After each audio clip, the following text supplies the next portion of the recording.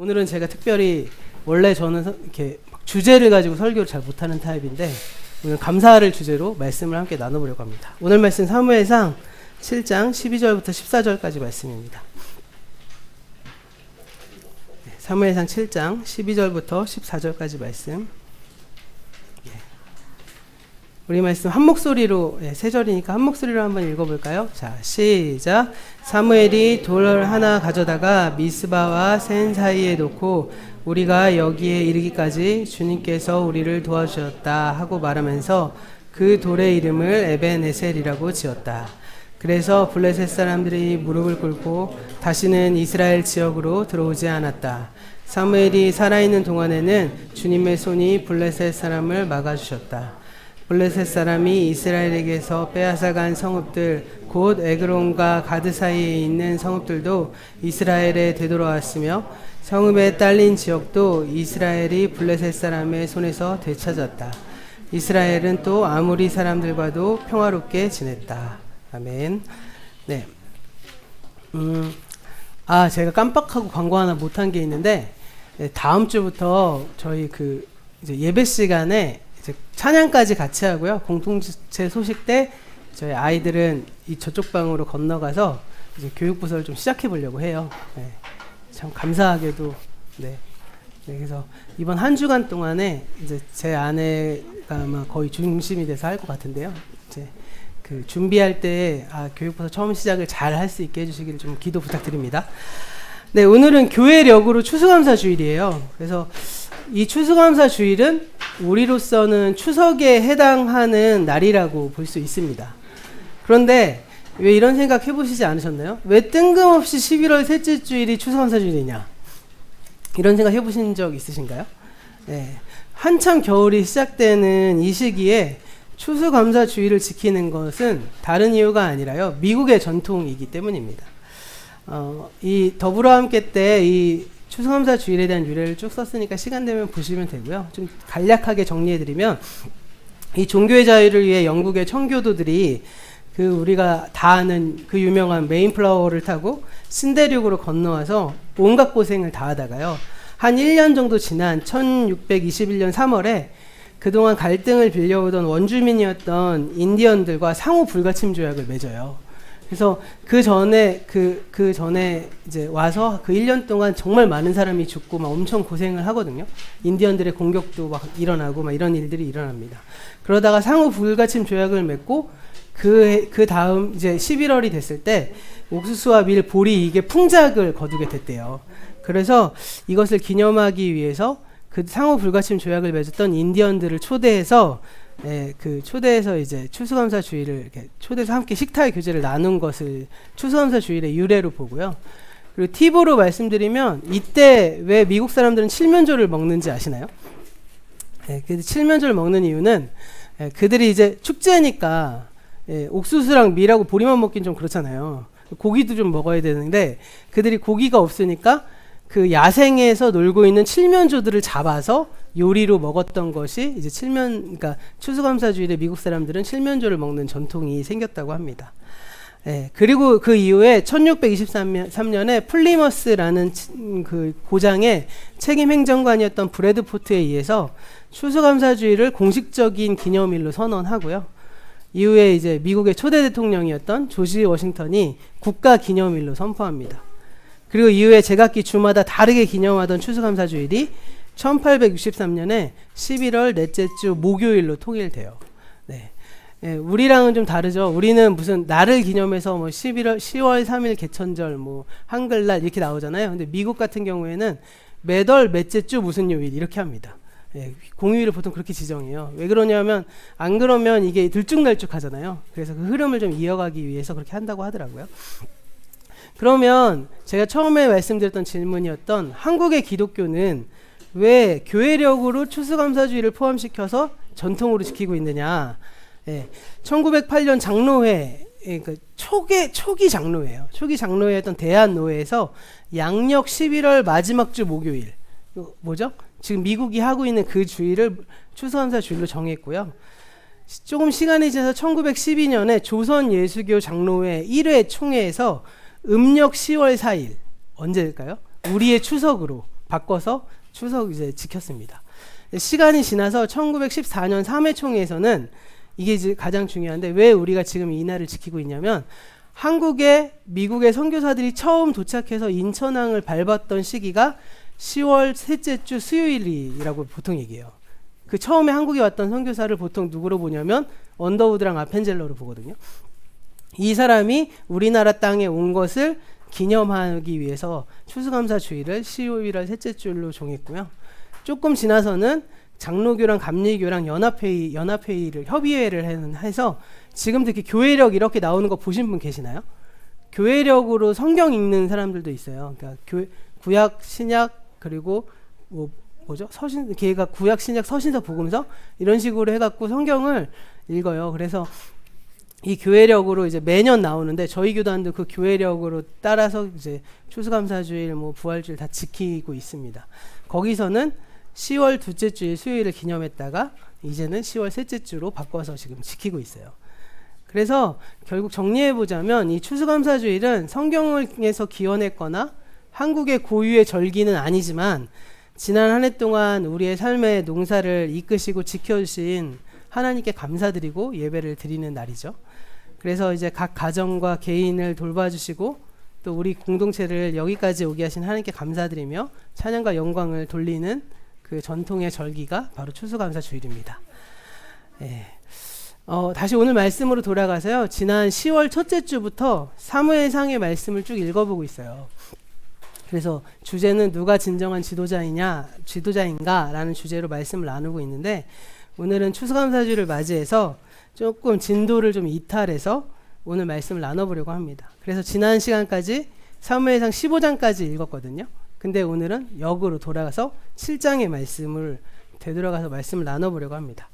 예, 오늘 말씀 화면 준비하면 12절 말씀 한번 켜주시고요. 12절 말씀 함께 한번 읽어볼까요? 한번 함께 읽어볼게요. 시작.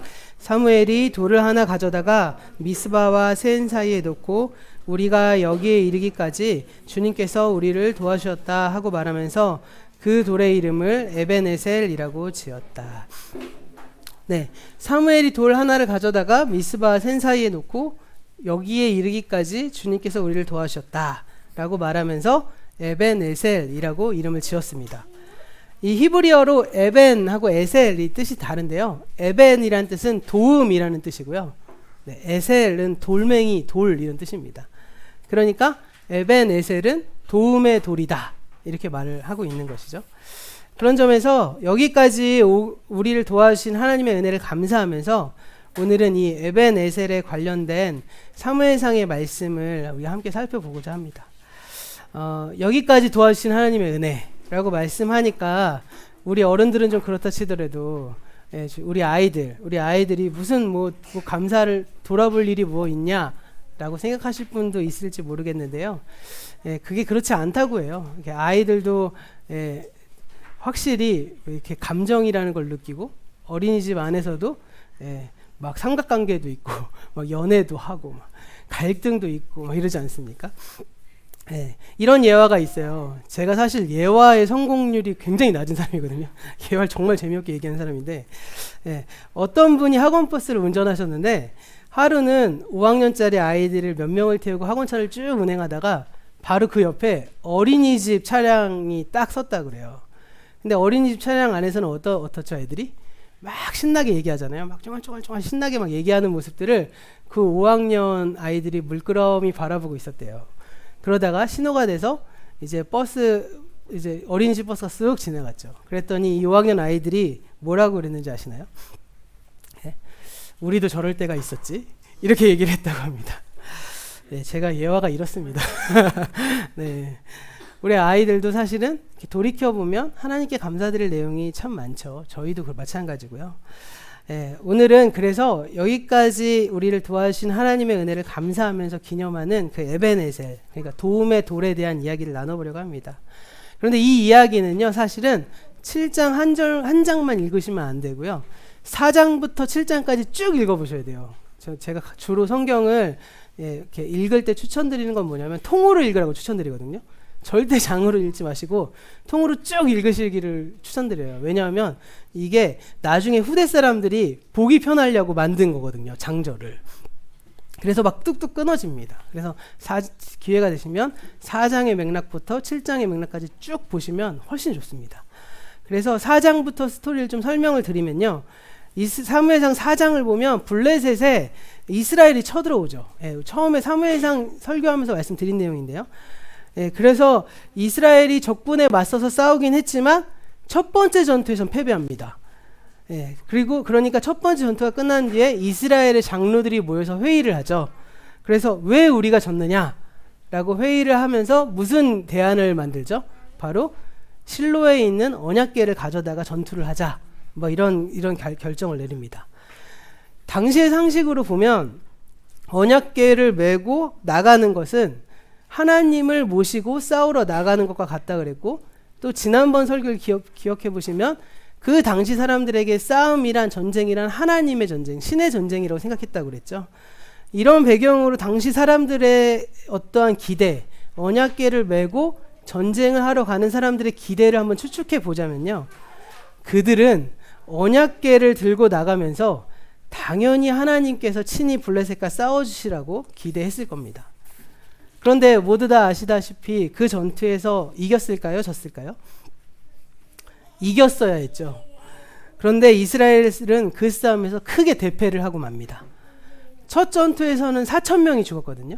근데 언약궤를 들고 나간 전투에서는 3만 명이 죽습니다. 그리고 심지어는 언약궤까지 블레셋에게 뺏기고 말게 되죠. 이렇게 블레셋 사람들은 이스라엘과의 싸움에서 이기고요. 거기다 언약궤까지 전리품으로 가지고 왔으니까 의기양양했겠죠. 그래서 이어지는 사무엘상 5장과 6장의 말씀에 무슨 사건이 나오냐면요. 그 언약궤로 인해서 블레셋에 엄청난 재앙이 닥치게 되는 상황들을 보여줍니다. 그들이 처음에는 언약궤를 이 아스돗이라는 성에 있는 다곤 신전에 이제 언약궤를 가지고 와요. 그런데 그 다음날 아침 다곤 신전으로 가보니까 무슨 일이 일어나냐면 다곤 신상이, 엄청 큰 다곤 신상이 땅에 이렇게 엎어져서 머리를 땅바닥에 쳐박고 있는 모습을 발견하게 되는 거예요. 그래서 사람들이 그 다곤 신상을 힘들게 일으켜서 다시 세워놓습니다. 그랬더니 그 다음날은 무슨 일이 일어났을까요? 또 똑같이 엎어졌는데 이번에는 목이 잘려있고 신상에 팔다리가 잘려있는 그런 이제 장면이 나오는 거죠. 그리고 그뿐만 아니라 그 일 이후에 아스돗성에는 사람들의 몸에 심한 종기가 생겨서 어떤 사람은 죽고 어떤 사람은 그 병으로 인해 도저히 살 수가 없는 상황에 이르게 됩니다. 그래서 사람들이 너무 힘드니까 제발 저 언약궤 좀 치워달라고 사정사정을 하게 되죠. 그러니까 이 아스돗성에서 언약궤를 가드라는 도시로 이렇게 옮겨둡니다. 그런데 이번에는 가드에도 아스돗과 같은 재앙이 똑같이 일어나는 거예요. 그러니까 어떻게 됐을까요? 이번에는 오늘 말씀에도 나오는 에글론이라는 도시로 이 언약궤를 가지고 가려고 합니다. 딱 가지고 가려고 하는데 그럼 무슨 일이 일어날까요? 에글론의 시민들이 데모를 하기 시작하는 거예요. 아스돗과 이 어떻게 보면 가드라는 도시에서 이런 무지막지한 일이 일어났는데 그 일을 우리 도시에 와서 또 그걸 감당하라고? 그래갖고 사람들이 난리가 납니다. 그래서 결국에는 못 오게 해서 이 블레셋의 장로들이 협의를 해서 언약궤를 이스라엘로 이렇게 다시 돌려보내는 그 사건이 6장까지의 말씀이에요. 아주 자세하게 기록되어 있습니다. 그리고 오늘 말씀인 7장으로 넘어가면요. 그 다음에 무슨 일이 일어났냐. 이 7장의 말씀은 사무엘상에서 가장 경이롭고요. 가장 감격적인 장면이 나오거든요. 저도 옛날에 이 신학생 때 이 사무엘상 7장을 막 읽으면서 막 가슴이 막 두근두근하고 막 그랬던 감격이 좀 있었는데 굉장히 7장의 말씀을 보면 이스라엘 사람들이 어떻게 하나님께로 회복되어 가는지를 나옵니다. 이스라엘 백성들이 사무엘의 명령에 따라서 그동안 자신이 섬기는 이방신들을 버리고 하나님 앞으로 돌아와라 라고 사무엘이 촉구를 하고요. 그리고 모든 사람이 그 말을 따라서 우상들을 다 없애버리고 하나님만 섬기기로 결단합니다. 그런데 그 과정이 무슨 일이 있었냐면요. 이스라엘 백성들을 사무엘이 미스바라는 도시로 모이게 해요. 그래서 온 이스라엘의 사람들이 미스바라는 도시에 모여서 그동안 자신이 지었던 죄를 하나님 앞에 회개하면서 막 하는 장면이 나옵니다. 그리고 회개하고 금식하고 기도하는 장면이 쭉 나와요. 그런데 온 이스라엘 백성들이 미스바라는 도시에 모였다고 하니까 누가 집중할까요? 블레셋 사람들이 이제 긴장하면서 집중하다가 그들이 모여서 제사를 드리고 기도하고 예배하고 있다는 소식을 들으니까 블레셋 사람들이 자기네 군사를 다 모아서 미스바로 이제 공격을 하러 갑니다. 예배 드릴 때 기습을 하면 이 사람들이 다 죽거나 기선을 제압할 수 있을 거라고 생각했겠죠. 예, 그래서 이 블레셋 군대가 이스라엘 미스바를 향해서 막 다가오는 거예요. 그런데 이 블레셋 군대가 이스라엘 치려고 몰려오는데 하늘에서 엄청난 천둥 소리가 크게 울려 퍼지니까 사람들이 막 혼비백산해가지고요. 이게 무슨 일이냐 다 도망쳤고요. 이스라엘 사람들은 그들을 추격해서 뒤따라가 무찌르는 장면이 나옵니다. 그리고 이렇게 싸움에서 이기고 나서 오늘 말씀인 12절이 나오는 거예요. 그래서 12절에 사무엘이 도움의 돌, 이 에벤에셀을 세우고 여기에 이르기까지 그들을 인도하신 하나님께 감사를 드리는 장면이 오늘 말씀까지의 배경입니다. 그리고 이어지는 13절에 의하면 하나님은 사무엘이 살아있는 동안에 블레셋의 침입을 막아주셔서 블레셋은 한동안 이스라엘 지역으로 들어오지 못했습니다. 예, 좀 길었죠, 배경이. 우리가 지금까지 살펴본 사무엘상 4장과 7장의 말씀을 왜 말씀이 이렇게 되어 있을까요? 말씀은 4장의 말씀과 7장의 말씀을 비교해서 지금 쓰고 있는 겁니다. 블레셋의 침입에 대항했던 이스라엘, 그 두 개의 전쟁이 대조되는데요. 4장에 나오는 싸움을 첫 전투라고 하고 7장에 나오는 전투를 둘째 싸움이라고 한다면 블레셋과 이스라엘의 첫 싸움에서 이스라엘은 언약궤까지 들고 싸움에 나갔는데 무슨 일이 일어났을까요? 대패했습니다. 그런데 둘째 싸움에서는 이스라엘이 미스바에 모여서 회개하고 금식하고 그동안의 잘못을 돌이키고 기도했잖아요. 그런데 그 결과 어떤 일이 일어났죠? 이스라엘은 싸우지 않고도 이겼습니다. 그럼 블레셋의 침입에 대항한 4장 그리고 7장 이 두 개의 싸움의 차이는 무엇일까요? 첫 싸움에서 그들은요, 그들을 위해 하나님을 움직이려고 한 것이죠. 네. 그래서 그들은 언약궤를 들고 나가서 하나님의 언약궤를 들고 나가서 싸우면서 하나님이 자신의 편에서 싸워주시기를 기대했습니다. 그런데 하나님은 그들 편에서 싸워주시지 않았죠. 왜 그랬죠? 처음에 말씀으로 나눴지만 하나님께서 그들 편에 서서 싸워주시지 않았던 가장 큰 이유는 그들이 하나님 편이 아니었기 때문입니다. 나는 하나님의 편이 아닌데 내가 하나님이 주인이라고 생각 안 하는데 상징물 하나 가져다가 그 상징물의 힘을 빌어서 이겨보려고 한 것이죠. 그런 신앙이 어떤 신앙일까요? 우리가 주로 얘기하는 기복신앙이죠. 부적 같은 거잖아요. 예, 부적 하나 쓰면 내가 있는 이 어떤 뭐랄까요? 잘못된 위기 상황에서 넘길 수 있다는 어떤 믿음? 근데 그게 이 부적을 전적으로 신뢰해서 믿는 게 아니라 이것을 내가 갖고 있느냐 안 갖고 있느냐의 차이로 따지는 거잖아요. 이렇게 언약궤, 하나님의 능력을 이런 부적 정도로 취급한 것이죠. 그러니까 자신은 하나님 편이 아니면서 자신의 삶은 실질적으로 하나님을 떠나서 바알과 아스타롯을 섬기고 있으면서 내가 이스라엘 사람이니까 우리의 신은 하나님 여호와 하나님이니까 그 여호와 하나님의 상징물만 가지면 이길 수 있다라고 착각한 것은 굉장히 잘못된 착각인 거죠. 논리가 성립되지 않은 잘못된 길입니다. 그런데 우리는 대부분 삶에서요, 이런 논리가 성립되지 않는 그런 삶의 태도를 유독 신앙에서는 보인다는 거예요. 다른 건 다 논리가 성립되는 말들을 하고 그 논리에 따라서 서로 이해도 하고 타협도 하고 서로 하지만 유독 이상하게 신앙적인 부분은 비논리적인 부분을 가지고 하는 게 우리에게 있습니다. 정말 잘못된 길을 걸어간 것이죠. 그들은 하나님을 움직여서 자기 편으로 만들려 하기 전에 스스로가 먼저 회개하고 변화돼서 하나님 편에 서야 했습니다. 그게 바로 사무엘상 7장에 나오는 싸움이죠. 7장에서 그들은 하나님을 움직이려고 하기보다 하나님의 뜻에 따라 자기 스스로를 변화시켜 나갔습니다. 그래서 미스바에 모여서 자신의 잘못을 회개하고 돌이켰죠. 그랬을 때 하나님께서 비로소 그들 편에 싸우신 것입니다. 그래서 그들은 블레셋의 침입에 대항하지 않고 싸우지 않고도 이기는 놀라운 이 승전보를 거두게 된 것이죠. 사실 싸우지 않고 이기는 것이 가장 최선의 승리라고 하잖아요. 바로 그 결과가 그들이 스스로를 변화시켰을 때 일어났다라고 성경은 분명히 말하고 있다는 겁니다. 그런 점에서 우리가 오늘 말씀을 통해서 꼭 기억해야 될 중요한 사실은요, 하나님을 움직이시려고 하기 전에 나를 스스로 변화시키는 사람들이 되셔야 한다는 겁니다. 이스라엘의 장로들처럼 자신은 하나님 편에 서지 않은 채 언약궤와 같은 상징물 하나 믿고 하나님이 내 편에 서 주시기를 기대하는 어리석음에 빠지지 말아야 한다는 것이죠.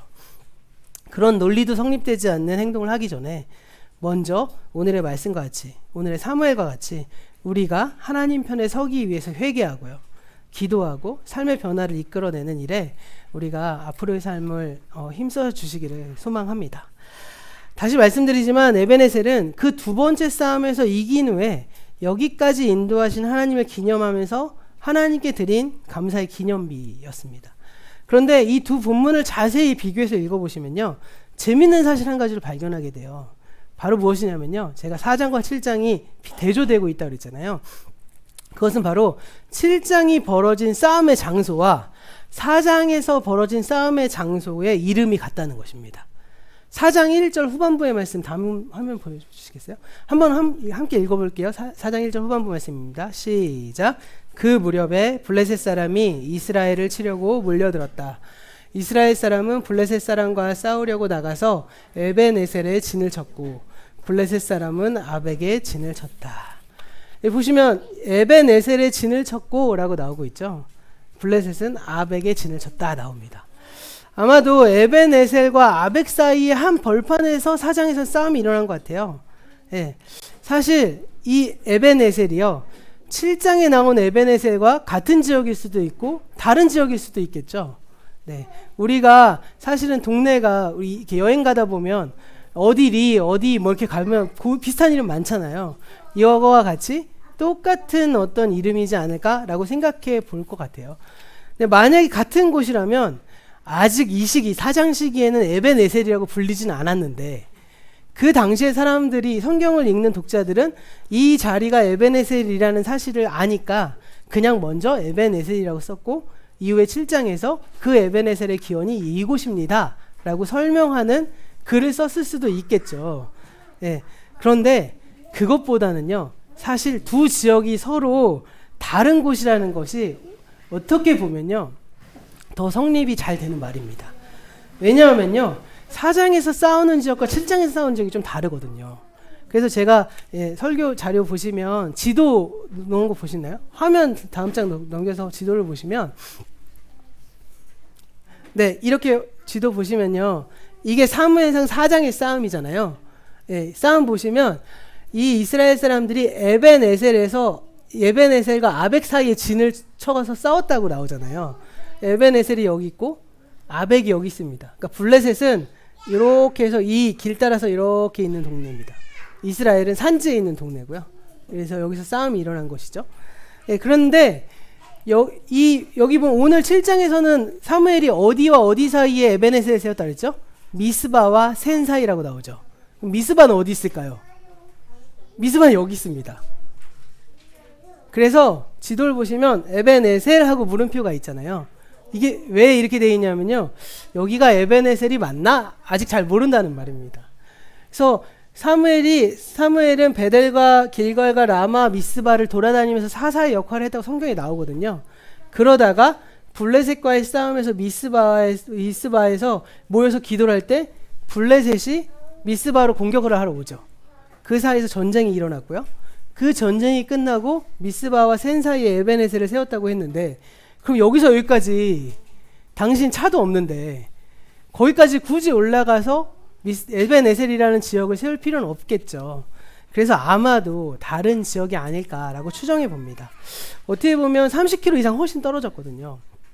그래서 이 4장의 에벤에셀과 7장의 에벤에셀은 이 4장의 서로 다른 지역이고 7장의 사건이 있기 전에 이미 에벤에셀이라는 지역 명칭을 가지고 있었구나라고 보는 것이 가장 합리적입니다. 그런데 일부러 4장과 7장에서 같은 에벤에셀이라는 그 말을 하는 이유는 무엇일까? 어떻게 보면 저자의 어떤 의도가 있을 수도 있겠고요. 다른 의미로 말하면 의도적으로 이렇게 편집을 한 걸 수도 있겠죠. 네. 그래서 이 두 싸움을 하나의 싸움으로 대조해서 보고 있는 것입니다. 그래서 읽는 사람으로 하여금 이 에벤에셀과 7장의 에벤에셀이 어떻게 보면서 읽으면서 4장의 이 에벤에셀과 7장의 에벤에셀을 같은 말씀으로 묵상해 볼 수 있겠죠. 에벤에셀이란 이름 뜻은 뭐라고 했죠? 도움의 돌입니다. 아마도 사무엘상 4장의 에벤에셀도 7장의 에벤에셀과 아주 비슷한 역사적인 감동의 사건들이 있었을 거예요. 그러니까 그 지역도 에벤에셀이라고 불렸겠죠. 누군가가 하나님 앞에 감동적인 도우심을 경험했고 여기까지 인도하신 하나님의 은혜를 감사하면서 도움의 돌, 에벤에셀이라는 도시를 세운 것이겠죠. 그러나 시간이 지나면서 어느새 그 도움의 돌이었던 에벤에셀은 짙은 먼지에 덮인 유물처럼 되고 말았습니다. 그리고 이 에벤에셀을 감동스럽게 경험했던 그 누군가도 그 후예들도 그 돌과 함께 잊혀지고 화석이 되어버렸겠죠. 그리고 어느덧 시간이 흘러서 하나님에 대한 감사를 잃어버린 채 하나님을 버리고 이방신들을 따르면서 하나님 나라가 아닌 이 세대의 질서에서 내가 잘 되기를 추구하던 이스라엘에게 하나님은 더 이상 살아있는 신이 아니었습니다. 그들이 따른 것은 단지 그저 하나님의 질서, 하나님의 다스림이 아닌 이 세대의 질서였고요. 하나님은 이 세대의 질서 속에서 그저 나를 잘 되게 해주는 정도의 수준의 신. 그러니까 이 세대의 질서가 훨씬 강하고 그 하위 신으로서의 신으로 취급을 당하셨던 것이겠죠. 결국 하나님에 대한 믿음, 하나님에 대한 감사가 화석이 되고 먼지가 쌓여버린 그곳에서는요. 이스라엘은 블레셋의 침입에 맞서서 언약궤까지 들고 싸웠지만 이 먼지 쌓인 유물이 되어버린 하나님이 그들과 함께 싸워서 이겨주실 수는 없었다는 것입니다. 그런 점에서 이스라엘이 이 세대의 질서를 버리고 회개하고 하나님의 주대심을 다시 세웠던 이 미스바와 센 사이에 세웠던 새로운 7장의 에벤에셀은요. 그곳에서 기념비를 처음 세웠다라기보다는 하나님의 백성이 이미 오래전에 세웠지만 잊혀지고 죽어버렸던 그 에벤에셀을 되살려낸 것이다 라고 할 수 있는 것이겠죠. 그렇기 때문에 이 에벤에셀은 그냥 도움의 돌이라기보다는 되살려낸 도움의 돌이다 라고 하는 것이 더 합당할 것 같습니다. 오늘 말씀 정리하면서요. 하나님의 도움에 대해서 한번 생각해 보시면서 말씀을 마무리하고 싶어요. 첫 에벤에셀에서의 감사가 실종된 이유는 무엇이었을까요? 그들이 하나님을 움직이고자 했기 때문이죠. 그들은 하나님을 움직여서 자신의 욕망을 채우고자 했고 하나님을 움직여서 이 세대의 질서 안에서 내가 잘되기를 추구했습니다. 그러나 첫 에벤에셀에서 하나님은 그들의 욕망대로 움직여 주시지 않았습니다. 그러다 보니 그들의 마음에는 원망과 불평이 가득했겠죠. 도움의 돌을, 그 에벤에셀을 세울 때 감사는 어디에도 찾아볼 수 없었습니다. 그런 점에서 보자면 나의 욕망을 위해 하나님을 움직이고자 할 때 그 결과는 원망과 불평으로 귀착될 수밖에 없다는 것을 기억하셔야 합니다. 하지만 두 번째 에벤에셀에서 그들은 하나님을 움직이려 한 것이 아니라 자신을 변화시켰습니다. 그곳에서 그들은 하나님을 떠나 이 세대의 질서를 따라온 삶을 회개하고 다시 하나님께로 돌아간 것이죠. 이렇게 그들이 스스로를 변화시켰을 때 드디어 하나님께서는 친히 움직여 주신 것입니다. 그래서 그들은 결국 싸우지도 않고 이기기 시작했죠. 그러면 이 승리를 우리는 어떻게 해석해야 될까요? 네. 내가 한 것이 아무것도 없는데 하나님께서 승리를 주셨기 때문에 우리는 하나님 앞에 감사드릴 것밖에는 없다는 것입니다. 그래서 그것은 새로운 에벤에셀, 즉 되살려낸 도움의 돌이 된 것이죠.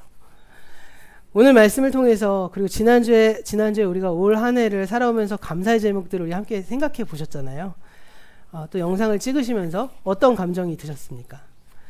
혹시 우리에게도 이 에벤에셀이 있었구나, 혹은 지금도 그 에벤에셀이 존재하는구나 라고 느끼지 않으셨을까요?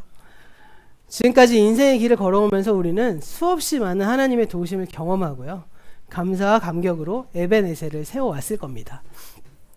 그럼 그 도움의 돌, 그 에벤에셀이 지금은 어디에 세워져 있습니까? 더 나아가서 여전히 내게 살아서 진행 중인 도움의 돌이십니까? 아니면 죽어서 화석이 되어서 먼지가 쌓여있는 유물이 되어버리셨습니까? 혹시 그 도움의 돌이 깨끗하게 보존되어 계시다면 그 에벤에셀을 더 갈고 닦으셔서 우리의 모든 삶이 하나님께 드려지는 감사의 제사가 드려지기를 소원합니다.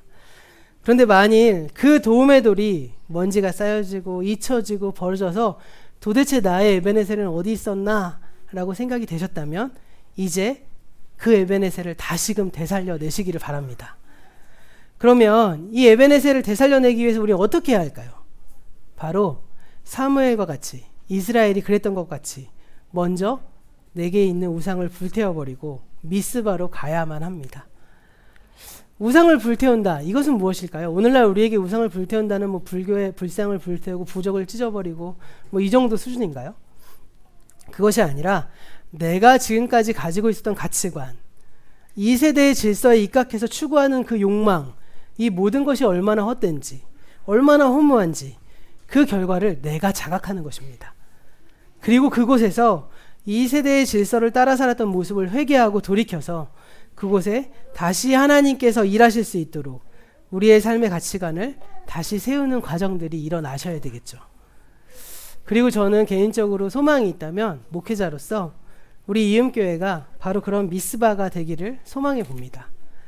미스바에 모여서 사무엘을 중심으로 다시 에베네셀을 경험했던 것과 같이 우리 모두가 이 미스바에 모여서 다시 하나님 앞에 나와 우리의 신앙을 점검하고 새롭게 감격과 감사를 경험할 뿐만 아니라 더 나아가서 하나님께서 여기까지 오시기에 우리를 인도하셨다는 그것을 우리가 누리고 바라보시기를 부탁드립니다. 우리가 오늘 말씀을 통해 늘 에베네셀의 기념비가 살아 숨쉬고요. 일상에서 하나님의 살아계심의 역사를 경험하던 살아있는 그 믿음이 매일매일 내 앞에서 놀라운 힘을 발휘하실 수 있도록 이 우리의 공동체를 미스바로 만들고 또 그 미스바에서 하나님께 돌이키는 것 같은 놀라운 이 사건들이 우리의 삶의 역사 속에서도 일어나기를 부탁드립니다. 그리고 그곳에서 우리가 함께 나 자신을 변화시켜 나갈 뿐만 아니라 우리의 삶이 진정 하나님이 주인 되어 주시기를 부탁드립니다. 그럴 때 우리 공동체는요, 어느새 어느 순간에 하나님이 여기까지 인도하셨구나, 이것을 고백하면서 그 하나님을 또 새롭게 다시 경험하시게 될 것입니다.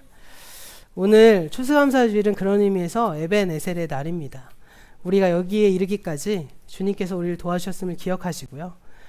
새롭게 하나님의 일하심을 누리고 매일 승리하시는 우리 모두가 되기를, 그리고 이 자리가 그런 미스바의 자리가 되기를 간절히 소망해 봅니다.